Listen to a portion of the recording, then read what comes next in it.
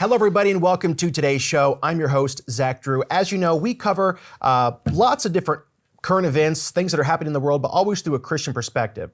Now, I want to talk about today, whenever somebody in the world, someone that's incredibly powerful, very influential, and very, very well informed, whenever they have a well-known position that they hold, and they just do an absolute 180, it's important that we ask ourselves why, be able to critically think what's really going on behind the scenes, especially whenever it comes to people that you naturally distrust. Bill Gates, for years, warned that the planet was on the brink of collapse. I could spend 3 hours just showing you videos of things that he has said, demanding net zero, geoengineering, and global control.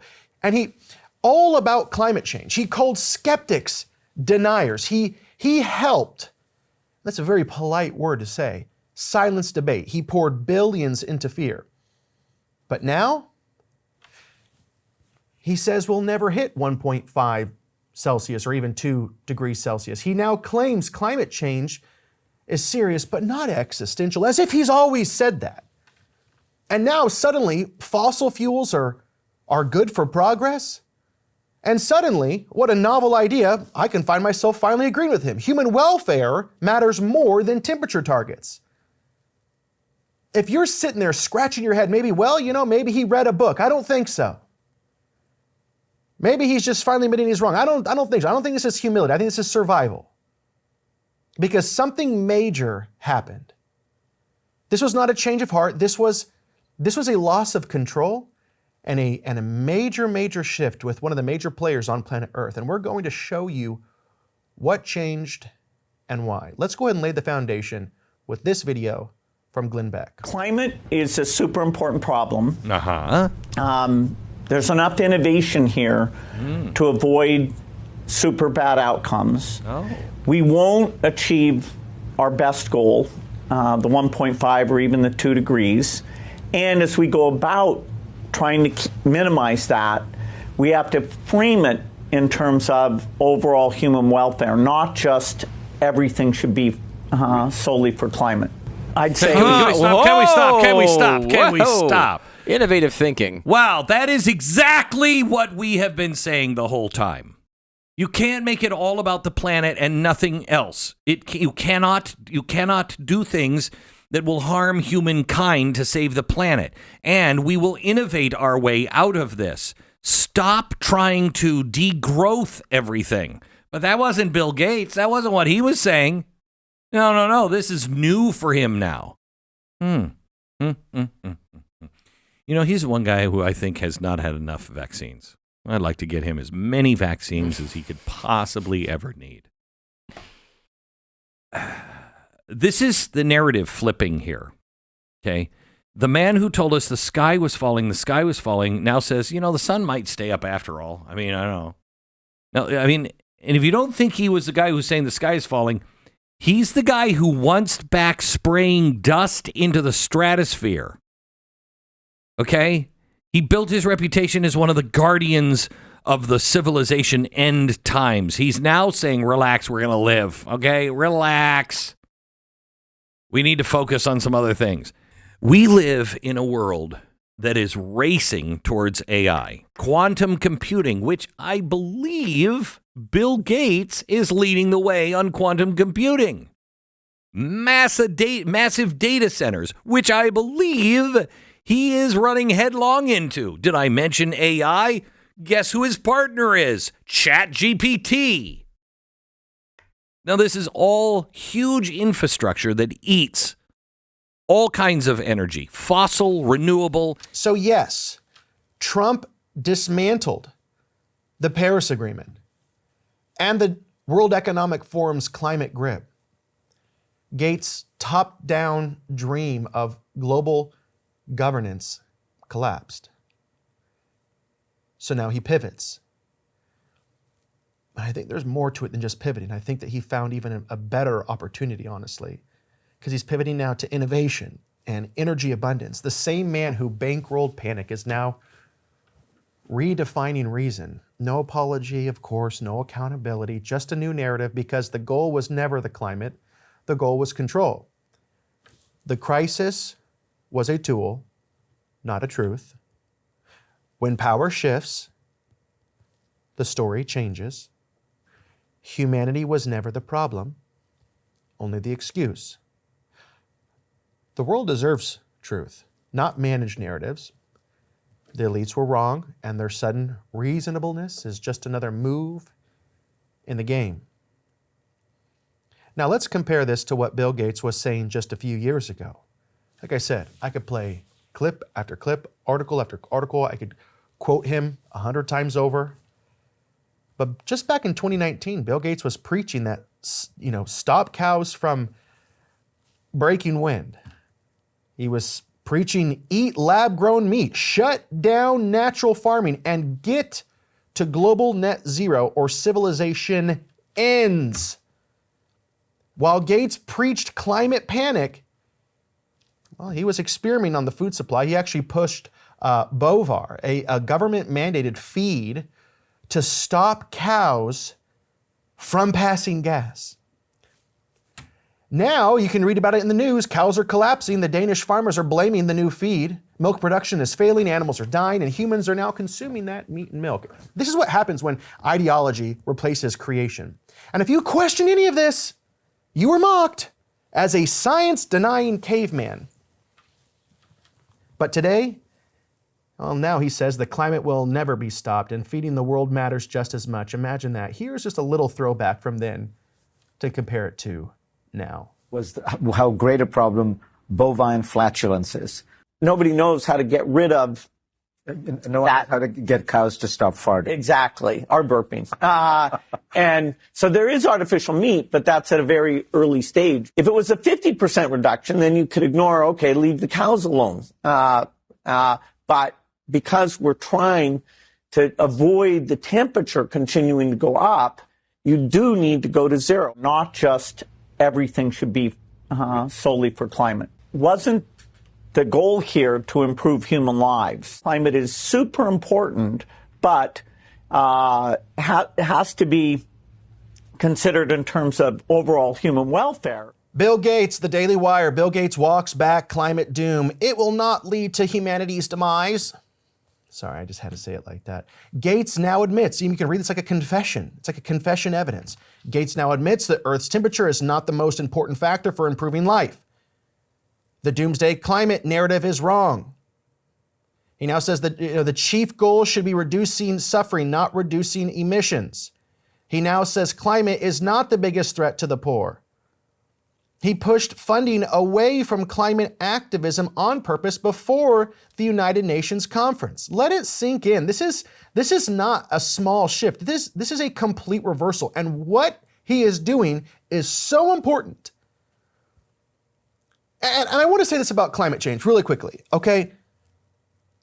Because I was talking to a friend recently, and we have differing views, and I think that it was semantics when it comes to climate change, because they were like, well, we need to protect the earth. Yes, we can have a desire to protect God's creation. I believe that we're mandated to, and still be totally against the climate change theory and what its agenda has been, which is to take over the world. Okay, and you could say that like in a sinister voice. I am serious though.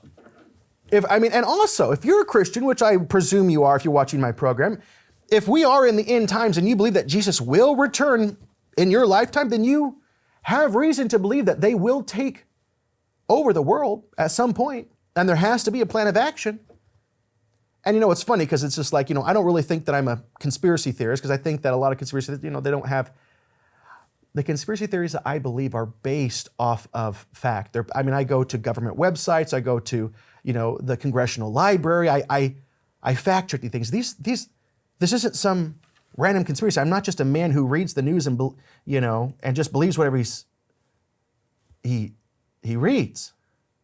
I have to read the news from credible sources. I go to official sources and I read the Bible. And I believe it's prophecies. This is where my worldview comes in. And I believe climate change is a lie based off fake science from fake scientists. Many of these, if you're working for somebody and they give you millions of dollars and they say, hey, you know, kind of toe the line here, and they ask you to do some things, I think maybe people would say, I'm going to do what you are asking me. I mean, you're feeding me, you're paying my bills. Well, scientists are given thousands and even millions of dollars to help promote the myth of global warming by fitting their data into this specific agenda. Because global warming is a manufactured problem played up by the government to instigate a public reaction. Fear. Fear is a tactic that is exploited to get the next stepping stone. They manufactured the problem. Actually, if you can, I read it's pretty fascinating. That they manufactured the problem and the answer to that problem before the problem was ever even presented. That's a problem. That's a problem. And, you know, they were just trying to expand the government. The answer to that problem was the expansion of government through the United Nations at the public's expense. And global warming has been, and I'm going to get back to Bill Gates and explain to you where he's shifting and why we need to be paying attention to this. Global warming has been used as the boogeyman because it allowed the United Nations to scare the world's population into believing man-made climate change is too big of a threat for your country, my country, any singular country to handle alone. And thus it can only be defeated through the expansion of the UN to take control at the expense. There's always a cost. And that cost would have been at your nation's sovereignty. The UN would override your country's sovereignty, becoming the supreme global authority. And listen, to tell you exactly how to live. That's what they'd have done. We've got to save the planet, people. I mean, we talk about the United Nations and their, the 17 goals, the Sustainable Goals, Agenda 2030, which was created by the UN in 2015, is a collection of these sustainable development goals geared towards curbing the climate crisis. What it amounts to is a global plan to restructure every government in the world, favoring socialistic policies, like the Green New Deal, which Trump got us out, which was described as a Trojan horse for socialism, and it was. Why? Here it is. This is it, people. The goal was, and it's still the same goal, and it's gonna move and shift, and I'm gonna get to it. The goal was, and it still is, driving people out of rural areas into smart cities so they can be easily controlled as good global citizens. The world is about to change like never before. For the last 200 years, every major change in society came when we discovered a new source of energy. Steam, then coal, then oil, then electricity, then computers. And now we are entering into something entirely new. It's the fourth industrial revolution, where artificial intelligence and robotics and smart devices and even quantum computers will run nearly every aspect of life. And here's the part that most people have not been told. This new world will require more, and enter Bill Gates, will require more energy than anything the human race has ever built or could ever even get close to anything that we've ever done before. Not double, not triple. We're talking about energy demands beyond anything we have the ability to even provide right now. And now we can cue the global brain concept. You've heard me talk about it on the show before. There are major figures in technology. One of the biggest is Masayoshi Son, founder of SoftBank, one of the richest investors alive, helping us in the United States build our AI power grid, promising billions and billions of dollars. You saw the video several months ago of him with Trump at Mar-a-Lago. These type of guys these guys, they say that in our lifetime, the world will have 1 trillion connected devices. And, we think the average home already actually has about 20. You think about I just look at my room, my cameras, my computer, my watch, my phone, my printer, the smart TV, gaming consoles. Just like whatever it is. They're already connected devices, but pales in comparison to what they're projecting. Because we think about phones, cameras, drones, smart appliances, right? But sensors in cars, roads, sensors in farms, factories, hospitals, wearable devices on the human body, there will be even chips inside the body. That's the big one. That's going to be a huge shift. We don't have time to talk about that one today. All connected, all listening, all watching, all feeding data into one global AI system, a global brain. Think about it like this. Your refrigerator reports what you eat. Your car reports where you go, and we kind of already do through our cell phones. Your thermostat reports how much heat you use. Your watch reports your heart rate, your sleep, your steps, stress levels. Your phone reports everything else. And it never turns off. If they're right about this 1 trillion connected devices, this energy problem, this is an energy problem that no one talks about, but those who are well informed, the Elon Musk, the Anthony Lewandowskis, everybody that's achieving from the Groks to the Chat GPTs, the people like Bill Gates, all the movers and shakers in the technology world, they understand what's coming, they understand the needs, and they understand whoever can figure this out is gonna rule. It's the energy problem that no one talks about. Every one of these devices needs electricity, needs internet bandwidth, needs data storage, cooling systems to keep the computers from burning up. Just the data centers that run AI already use as much electricity as entire nations. Did you know that? Right now, we are barely supporting the beginning of this system. To support a world with 1 trillion devices constantly connected, the world would need lots of things. They would need new power plants everywhere. So by the way, how in the world is Bill Gates for this, right? They're going to need new power, just a total shift. So it was never about climate. Are you understanding this? For someone like this, it wasn't like he got more informed. It was that his course of action was diverted. So it was never about climate. It was never about helping people. It was about control. Because to be totally sold on climate change, you cannot be for new power plants. But yeah, they're going to need new power plants everywhere, and he's going to have. I'm getting too worked up. OpenAI, one of the biggest countries, or one of the biggest companies now in the world, who now has a 27% stake in it? Bill Gates. Bill Gates. You see, that's why he was a walking contradiction. And so now he's changing the narrative. It's not so bad. Climate change is not so bad. No, because he knows where he wants to go. He already has the money. He wants more power and more control. What they're building, what they need, they're going to be new power plants everywhere. Massive new electrical grids, entire rivers diverted for cooling water. You're going to need tons of new mines to dig up the needed minerals. New national energy policies, right? This is not speculation. This is where the world is already moving. And the public has not been informed. And we haven't even got to the whole thing of quantum computing, right? Quantum computing, that's the next level. Most people think quantum computing, it just means faster computers. No, quantum computers require extremely cold temperatures, constant cooling, and an enormous electrical support. One quantum computing center can require more power than an entire city.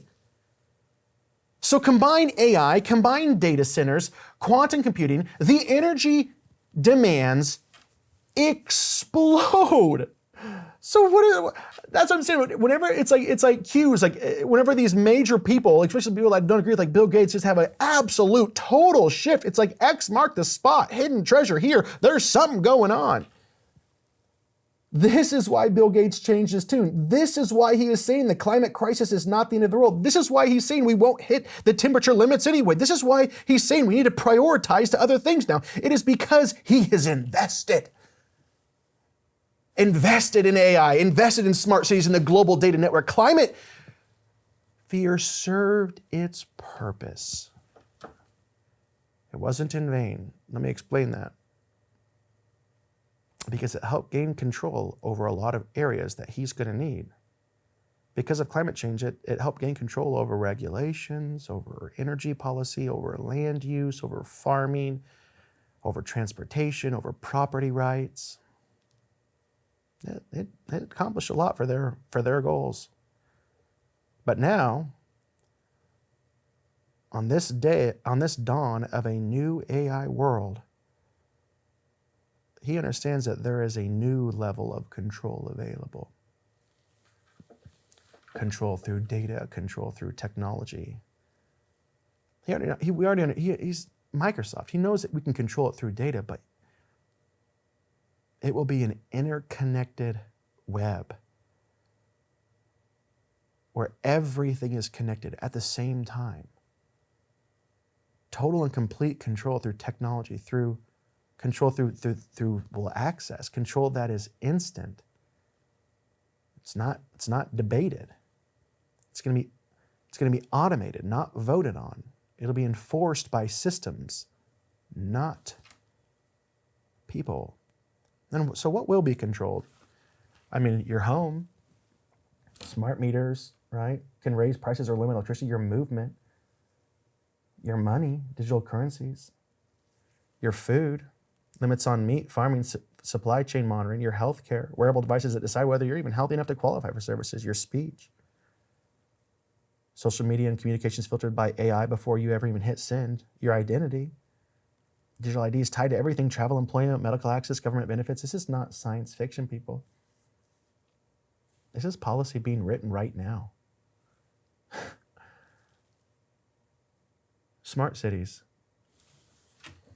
Total control, and I believe that there'll be things that I cannot foresee yet, whether it's through extreme taxation or convenience or essentially feeling like you are Amish if you no longer live in a city.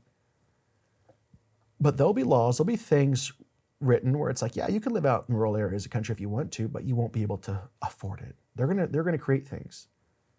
Because that's what was the goal for climate change, and now they're just shifting. They're saying, like, we can figure this out easier through this. Control is easier when people are gathered in one place. Duh. Right? Rural areas are harder to monitor. They're harder to regulate and track. Harder to influence. But cities on the other hand, well, those are easy to track, easy to program, easy to monitor, easy to control. So, the push will be, it's cheaper to live in the city. Services cost less. Your car is too expensive. Your old home uses too much energy. It's time to move. They won't drag people. They will squeeze them. And I believe that there will be laws written to squeeze them as well. They will squeeze them economically until they have no choice. I want to put a bow on this, all right? Wrap it up. Let's land this jumbo jet. The real message, the prophetic conclusion. What we're watching isn't just technology evolving. It's the world being prepared for a new kind of control. The Bible says that there will come a system where no one can buy or sell unless they are part of it. That's Revelation 13. For centuries, people have wondered, how could that even be possible? How? Scriptures say it, so they believed it. I'd believe it, but how? I don't know. Well, now we know. Digital currency, smart cities, biometric IDs, AI monitoring, centralized energy control. This is the infrastructure of that system. And what's so crazy is that, we read these things and it's like scary, like, oh, people are going to like be forced to do this. And I just think like, I'm not going to get into it right now, but I also believe that it's really you could make a case that there will be, there's a physical false prophet, but Satan coming to the world through the dragon, he's going to use a maybe even a type of digital dragon. And I don't understand how they're going to have this image and they're going to give breath and life to this image so that it can speak. So there's going to be some things that can all be accomplished with what we're reading with the future of AI. I believe that this entity, this new system, this global brain will be so advanced that with super intelligence that a lot of mankind will worship it. That's why I've talked about before, the founder of PayPal and something else, I can't remember what it was. But Anthony Lewandowski, he registered a 501c3. It's called The Way of the Future, where he believes mankind will worship a future AI godhead. And my gosh, I'm telling you, I don't think he's so far off. I think they'll worship it willingly. I don't think it's people will be forced to take a mark. It won't look like chains, people. It'll look like convenience. It's not going to look like tyranny. I think that's the way for us, as born-again believers, it will. But for the rest of the world, it's not going to look like tyranny. It'll look like safety to be a part of this. But Nate, make no mistake. It will decide where you can go. It will decide what you can buy, what you can say, what you can believe. Are you seeing how this is all biblical? And this is not coming someday. It's forming right now. Right now. And guess what? I can say this with total certainty. I am not fearful. Not in this. Listen, I've said it 1,000 times. I'll say it again. The Bible tells us to be informed, to know the signs of the times. But it says hundreds of times in the Bible to fear not. And I believe that as we know, we should be informed. That if you ever do get fearful or anxious, it's just a clear indication that your eyes are not focused in the right place. What I mean by that is like our heart's attention. Our eyes have to be focused on Jesus. It's not a time to fear. What did Jesus say? Jesus said, when you see these things begin to happen, look up, for your redemption is near. That means we were born for this moment. It's exciting for me. Not to hide, not to panic, but to stand, to stay awake, and to stay faithful. Because while the world is building its system of control, God is building a bold church that cannot be shaken. I'm out of time for this week. Next week, Andrew Bellers is going to be doing the show. We're trying to get Andrew Bellers on full time. We're trying to raise $120,000. It seems like an impossible goal, but we feel like we're supposed to do it. We have until December 31st, and we're just over halfway. A little more than halfway. We're at like 69,000 right now. Long ways to go. Bring him on full time. Not just do one program a week, but do 3 programs a week in small clips throughout the week. We have a big vision, and we need your help. Would you get involved in a big way? We need some big-time people to get involved in some big-time ways. Hey, I hope you enjoyed today's show. I'll see you next week.